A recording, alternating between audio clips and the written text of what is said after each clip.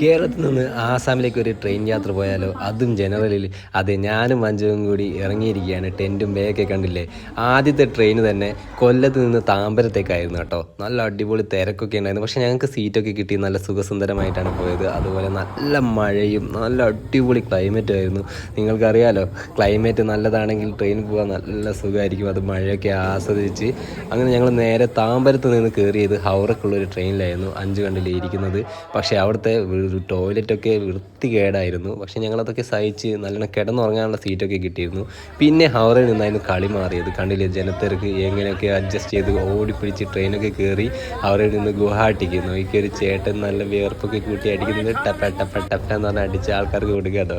5 അത് കണ്ട് ബോധം കെട്ട് കിടന്നുറങ്ങി. ട്രെയിനിലാണെങ്കിൽ ആളും മനുഷ്യനും ഇല്ല.